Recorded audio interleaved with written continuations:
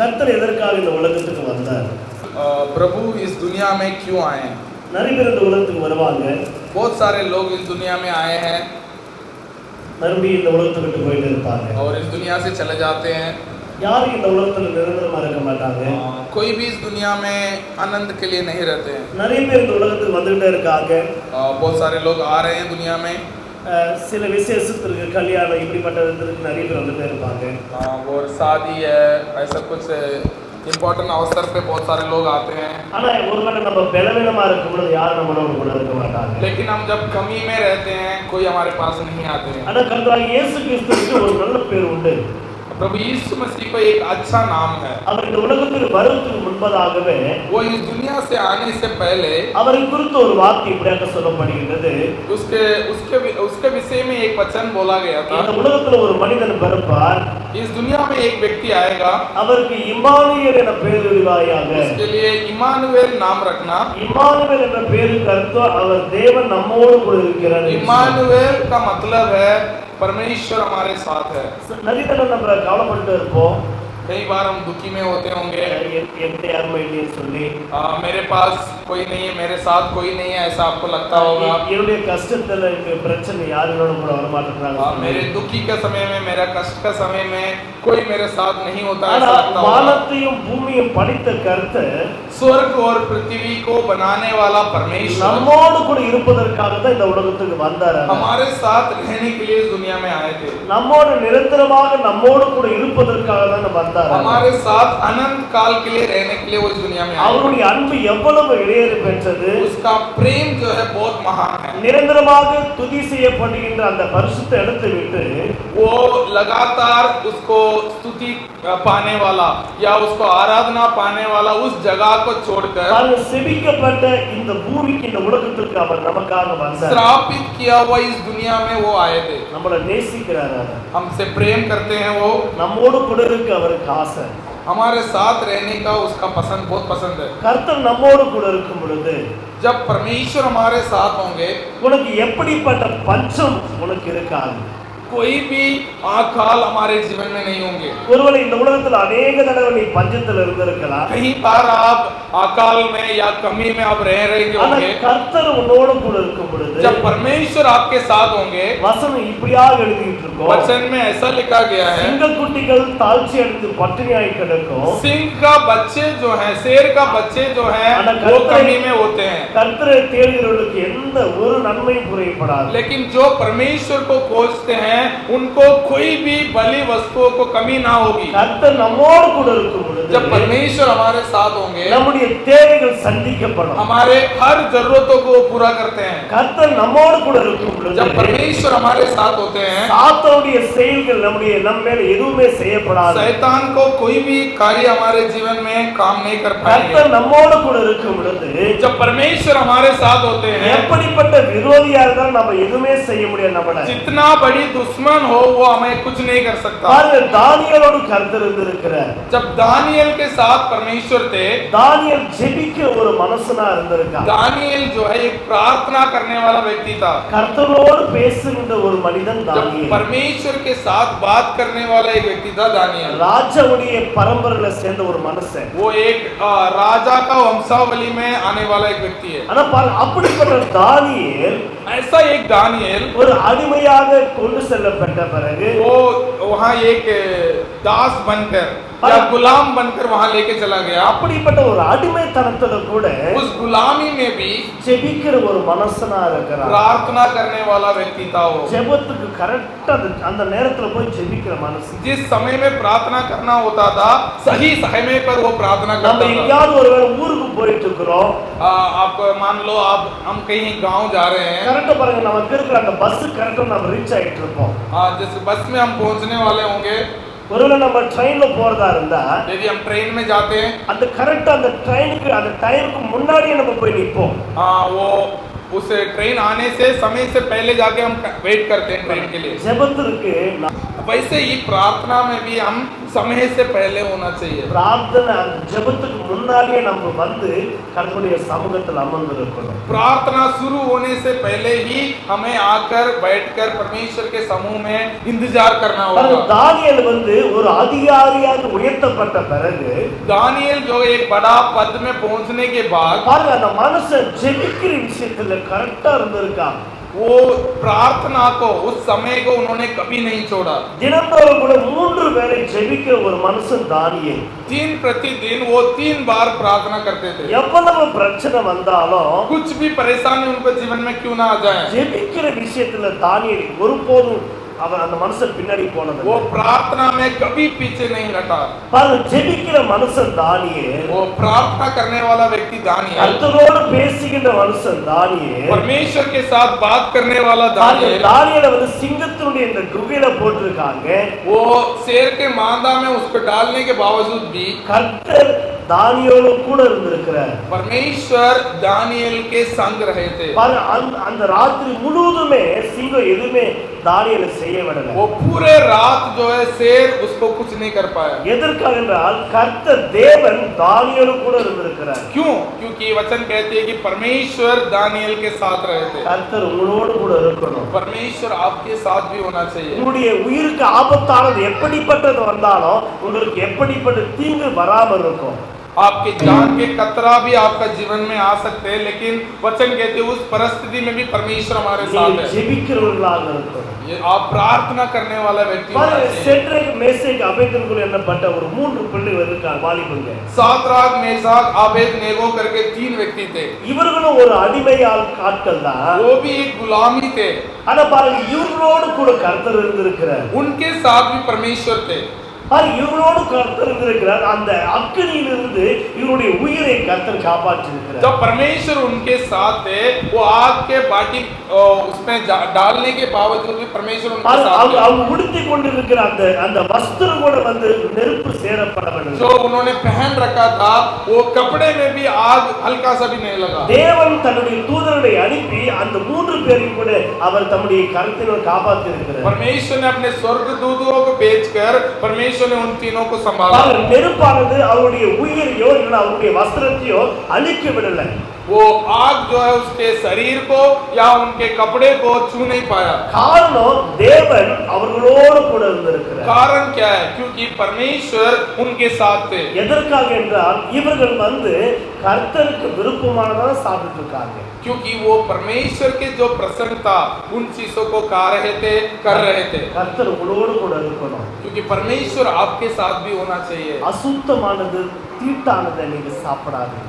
जो चीज अशुद्ध है, जो चीज सही नहीं है, उन चीज को हमें नहीं खाना चाहिए। ஒருவேளை குடிப்பதோ சாப்பிடுவதோ இப்படிப்பட்டதை வந்து நீங்க எடுத்துக்கொள்ளாதீங்க. और पीने का चीज या खाने का चीज जो हमारे शरीर के लिए सही नहीं है, उसको हमें पीना नहीं चाहिए। ஏன்னா கர்த்தர் உங்களோடு கூட இருக்கணும். क्योंकि परमेश्वर हमारे साथ होना चाहिए। கர்த்தர் உங்களோடு கூட இருக்கும் பொழுது यदि परमेश्वर हमारे साथ होते हैं, உங்களுக்கு எப்படிப்பட்ட நஷ்டம் வராம கர்த்தர் பாதுகாத்து कोई भी नुकसान नहीं होने से परमेश्वर हमें बचाते हैं। கர்த்தர் உங்களோடு கூட இருக்கும் பொழுது जब परमेश्वर हमारे साथ होते हैं, தேவன் உங்களை உயர்த்துவார். परमेश्वर आपको उठाते हैं। கர்த்தர் உங்களோடு கூட இருக்கும் जब பொழுது परमेश्वर आपके साथ होते हैं, உங்களுடைய விரோதிகளுடைய கையிலிருந்து கர்த்தர் உங்களை விடுவிப்பார். आपके दुश्मनों के हाथों से परमेश्वर आपको छुड़ाते हैं। தாவீதோடு கர்த்தர் இருந்திருக்கிறார். दाऊद के साथ परमेश्वर थे। தாவீது ஒரு ஆடுகளை மேய்க்கிற ஒரு மனுஷன். दाऊद जो है एक चरवाहा था, ஆடுகளை மேய்க்கிற மனுஷன். भेड़ बकरियां चराने वाला था। அப்ப அதிகமா அந்த மனுஷன் யாரும் விரும்புறது இல்லை. उसके माँ बाप भी, उनके परिवार वाला भी उनको पसंद नहीं करते थे। அவங்களுடைய அண்ணங்க எல்லாமே கூட போர் சேவர்களா இருக்காங்க. उसके भाई लोग भी उसको पसंद नहीं ஆனா करते थे। இந்த மனுஷன் மாத்திரம் ஆடுகளை மேய்க்கிற ஒரு மனுஷனா இருக்கிறான். वो लोग अच्छा सेना में थे, लेकिन ये केवल ये व्यक्ति जो है भेड़ बकरियां चराने ஆனா இந்த वाला था। மனுஷன் தேவனை துதிக்கிற மனுஷனா लेकिन இருக்கிறான். ये व्यक्ति था परमेश्वर को स्तुति करने वाला व्यक्ति था। தினந்தோறும் கிட்டத்தட்ட 5 வேளை தேவனை துதிக்கிற மனுஷன். दिन प्रतिदिन कम से कम 5 बार परमेश्वर को स्तुति करने वाला व्यक्ति था। தேவனை மகிமைப்படுத்துகின்ற மனுஷன் தான். परमेश्वर की महिमा करने वाला व्यक्ति था दाऊद। அப்படிப்பட்ட தாவீதுக்கு ऐसे दाऊद को ஒரு பயங்கரமான சூழ்நிலை வந்திருக்கு. एक बड़ा मुश्किल वाला परिस्थिति आया था சவுல் எனப்பட்ட ராஜாவுக்கு பேய் பிடிச்சிருக்கு. और साउल नामक एक राजा को दुष्ट आत्मा ने उनको पकड़ लिया இந்த மனுஷனை துஷ்ட ஆத்மா பிடிச்சு இந்த மனுஷன் என்னமோ செஞ்சிட்டு இருக்கான். जो दुष्ट आत्मा पकड़ने के बाद ये क्या क्या काम करता है उसको कुछ पता नहीं है அந்த மனுஷனுக்கு இருக்கிற அந்த பேயை ஓட்டுவதற்காக தாவீதை கூப்பிட்டு இருக்காங்க. उस दुष्ट आत्मा को भगाने के लिए दाऊद को बुलाया गया था தாவீது தன்னைத்தான் மைமறந்து அந்த வீணையை வாசிக்கும் பொழுது तब दाऊद अपने आप को भूलकर उस जो इंस्ट्रूमेंट को जब वो बजाता था சவுலுக்குள்ள இருந்திருக்கிற அந்த துஷ்ட ஆத்மானது வெளியே கடந்து போயிருக்கு. तो साउल के अंदर जो दुष्ट आत्मा था वो बाहर चले जाती थी சவுலுக்குள்ள ஒரு பொறாமை உண்டு. பெருமையை பேசிட்டு இருக்காங்க. दाऊद को लोग बड़ाई करते थे तो ये जलता था ஆனா இந்த சவுலை ரொம்ப பெருமையாக பேசுறது இல்ல. साउल को लोग इतना ऊंचा उठा के नहीं बात करते थे लेकिन दाऊद को लोग उठा के बात करते थे தாவீது ஒரு ஆடுகளை மேய்க்கிற மனுஷன். दाऊद जो है एक भेड़ बकरियां चराने वाला व्यक्ति சவுல் था எனப்பட்ட மனுஷன் ராஜா. साउल जो है राजा है ஆனா ராஜாவை அதிகமாக பெருமையா பேசுறது இல்ல. लोग राजा के बारे में बड़ाई नहीं करते ஆனா थे தாவீது தான் பெருமையா பேசிட்டு लेकिन இருக்காங்க. दाऊद के बारे में बड़ाई करते இந்த थे சவுலுக்கு அது பொறாமையா இருந்தது. इसलिए साउल जो है उनके विरोध में जलन रखता था எப்படியாவது தாவீதை எப்படியாவது சாகடிக்கணும். कैसे ना कैसे करके दाऊद को मार डालना होगा ஆனா தாவீது அந்த வீணையை வாசிச்சுட்டே இருக்கும் பொழுது साउल वैसे ही वो इंस्ट्रूमेंट को बजाता था தன்னைத்தான் மறந்து அந்த வீணையை வாசிச்சுட்டு இருக்கான். अपने आप को भूल जाकर उसको बजाता அந்த था மனுஷன் தேவனை துதித்து கொண்டு இருக்கிறார். तब परमेश्वर को आराधना करता था சவுல் எப்படியாவது இந்த தாவீதை கொலை செய்யணும்னு சொல்லி அந்த மனுஷனுடைய கையில இருக்கிற அந்த ஈட்டியை தூக்கி விசிறின்றதை நான் பார்க்கிறேன். साउल जो है वो उनके उनके राजमहल में जो बाला रखा हुआ था उसको उठाकर उसको मारने के लिए कोशिश करता ஆனா है கர்த்தருடைய வசனம் சொல்லிட்டு இருக்கு परमेश्वर का वचन कह रही है அது தாவீது கிட்ட போகாதபடி அது புறம்பே போயிடுச்சு சொல்லி நான் வாசிக்கிறேன். वचन में लिखा गया वो दाऊद के पास नहीं गया उसके बगल में से निकल गया சவுல் ராஜா கிட்ட தான் அந்த மனுஷன் இருக்கான் தாவீது. साउल के पास में वो व्यक्ति बैठा हुआ है சவுல் ராஜா தான் அவருக்கு எல்லாமே சரியான குறியாக வீச தெரியும். वो राजा है वो युद्ध में जाने वाला व्यक्ति है उसको सही निशाना लगाने आता है பாருங்க அதை வீசும் பொழுது தாவீதுக்கு படாம அது பக்கத்துல புறம்பு சென்றது. ऐसा निशाने लगाने वाला व्यक्ति होने के बावजूद भी तब दाऊद को मारने वाला था वो निशाना चुक गया பாருங்க தேவன் உங்களோடு கூட இருக்கும் பொழுது जब परमेश्वर आपके साथ होते हैं விரோதிகளுடைய ஆபத்தானது எப்படிப்பட்டது உங்க கையில வராது. आपके दुश्मनों के कोई भी शस्त्र आपके दुश्मनों के कोई भी जो आपके विरोध में करते हैं वो आपके पास नहीं आती பாருங்க உங்க பக்கத்துல 1000 பேர் உங்களுடைய வலது பக்கத்தில் 10000 பேர் விழுந்தாலும் அது உங்களை சேதப்படுத்தாது. आपके दाएं ओर 1000 और बाएं ओर 10,000 लोग गिरेंगे तभी भी आपको कोई भी नुकसान नहीं होगी எதற்காக என்றாலும் கர்த்தர் உங்களோடு கூட இருக்கும் பொழுது क्योंकि परमेश्वर आपके साथ है அதற்காக தான் இந்த உலகத்துக்கு வந்தார். इसलिए परमेश्वर इस दुनिया में आए அதற்காக தான் இந்த உலகத்துல மரித்தார் அவர். इसलिए परमेश्वर प्रभु यीशु मसीह इस दुनिया में आए और मरे நம்முடைய பாவங்களை கழுவுவதற்காக அவர் இந்த உலகத்துக்கு हमारे पापों को धुलने के लिए इस दुनिया में आए நம்மை பரிசுத்தப்படுத்துவதற்காக हमें पवित्र बनाने के लिए इस दुनिया में आए அவருடைய பிள்ளைகளாக நாம ஏற்றுக்கொள்வதற்காக இந்த உலகத்துக்கு उनके வந்தார். संतान बनकर हमें ग्रहण करने के लिए நாம் அவரோடு உறவாடுவதற்காக அவர் உலகத்துக்கு हम வந்தார். उसके साथ संबंध रखने के लिए इस दुनिया में आए பாருங்க அவரை நான் விசுவாசிக்கிறேன்னா जब हम विश्वास करते हैं उनको அவருடைய வார்த்தைகளுக்கு நாம் கீழ்ப்படிந்திருக்கும் பொழுது जब उसके वचनों के हम पालन करते हैं அவருக்கு விருப்பமானதை நாம் செய்யும் பொழுது जब उनके प्रसन्न करता है उन बातों को जब हम करते हैं பாருங்க தேவாதி தேவன் சதாகாலம் நம்மோடு கூட இருக்கின்றவர். जो सर्वशक्तिमान परमेश्वर हमेशा के लिए हमारे साथ रहते हैं நம்மளோடு கூட இருக்கும் பொழுது जब वो हमारे साथ रहते हैं ஒரு மனுஷனும் நம்மளை சேதப்படுத்த முடியாது. कोई भी हमें नुकसान नहीं पहुंचा सकते என்னுடைய சின்ன சாட்சி சொல்லி நான் முடிக்கிறேன். एक छोटा सा गवाही मेरा मैं कहकर खत्म करना चाहूंगा நான் குஜராத்ல ஊழியம் செஞ்சுட்டு இருக்கும் பொழுது मैं जब गुजरात में सेवकाई करता था அங்க ஒரு பயங்கரமான சம்பவம் ஒன்று நடந்திருக்கு. वो खतरनाक एक चीज वहाँ हुआ था இந்த இந்து முஸ்லிம்க்கு எல்லாரும் பிரச்சனை நடந்துட்டு இருக்கு. जब हिंदू और मुसलमानों के बीच में लड़ाई हो रहा था பயங்கரமான சண்டை நடந்துட்டு இருக்கு. बहुत बड़ा लड़ाई हो रहा था பாக்குற வீடெல்லாம் பத்த வச்சிட்டு இருக்காங்க. अगल बगल के घरों में आग लगा रहे थे ஒருத்தர் குத்தி கொள்றது இப்படி படுத்தாலும் एक நடந்துட்டு दूसरे को चाकू मार रहे थे பயங்கரமான மிலிட்டரி எல்லாமே வந்து சேர்ந்துருக்கு. हमारे सेना सब वहाँ पहुंच चुके थे அந்த மத்தியான நேரம் நடந்த एक சம்பவம். दोपहर का समय में ये हो रहा था। நான் ஒரு வீட்டுல போய் அவங்களோட பேசிட்டு இருக்கேன். मैं एक घर में बैठकर एक व्यक्ति से बात कर रहा அவங்க था। வந்து இன்னும் ரட்சிக்கப்படாதவங்க, அன்பிலிவர்ஸ் அவங்க. वो जो है परमेश्वर को नहीं जानते थे, उनके घर में बैठ के मैं बात करता था। அந்த நேரத்துல இப்படிப்பட்ட ஒரு பிரச்சனை நடந்திருக்கு. उस समय में ऐसा एक बड़ी प्रॉब्लम चल रही थी बाहर। அந்த வீட்டுல இருக்கிறவங்க கதவை சாத்திட்டாங்க. उन लोग ने दरवाजा बंद करके रखे थे। அந்த வீட்டு அந்த தெருவுல எல்லா வீட்டுக்கு கூட அவங்க உடைச்சிட்டு வந்துருக்காங்க முஸ்லிம்காரங்க. वो मुसलमान लोग जो है सारे घरों को तोड़ कर आ रहे थे। எல்லா வீட்டையும் எரிச்சிட்டு இருக்காங்க, உடைச்சிட்டு இருக்காங்க, பயங்கர बहुत நடந்தது. सारे घरों को उन्होंने जला दिया। நாங்க இருக்கிற அந்த வீட்டு கதவை தட்டிட்டு இருக்காங்க. तो जिस घर में हम बैठे थे उस घर के दरवाजा को वो खटखटा रहे थे। கிட்டத்தட்ட ஒரு 10 பேர் 10-15 பேர். कम से कम 10-15 लोग होंगे। சில பேருடைய கையில கத்தி இருக்கு, किसी का घर में चाकू है, சில பேருடைய கையில வந்து பெட்ரோல் இருக்கு. किसी का घर में हाथ में पेट्रोल है। பயங்கரமாக கதவை தட்டிக்கிட்டே இருக்காங்க. वो दरवाजा को बार बार तोड़ रहे थे। அந்த வீட்டுல இருக்கிற அந்த வீட்டுடைய கணவர் और उस व्यक्ति उस घर में जो पुरुष था அவரும் அழுதுட்டு இருக்கிறாரு. वो भी रो रहा था। அந்த வீட்டுல இருக்கிற மனைவி அவங்களும் அழுதுட்டு இருக்காங்க. वो स्त्री थी वो भी रो रही थी। அவங்க பிள்ளைங்களும் அழுதுகிட்டே இருக்காங்க. बच्चे भी रो रहे थे। அந்த வீட்டுல நானும் இருந்திருக்கேன். उस घर में मैं भी था। வெளியே கதவு தட்டிட்டு இருக்காங்க. बाहर घर को दरवाजा को खटखटा रहे हैं। உள்ள இருக்கிற நாங்க எல்லாம் அந்த கதவை பிடிச்சிட்டு இருக்கிறோம். हम सब लोग अंदर बैठ के उस दरवाजा को पकड़कर खड़े थे। அந்த கதவுடைய ஓட்டையிலிருந்து வெளியே பார்க்கும்போது எல்லாருடைய கையில ஆயுதங்கள் உண்டு. तब उसके घर दरवाजा में जो छेद था उसके ओर हम बाहर देख रहे तो सबके हाथ में हथियार है। அந்த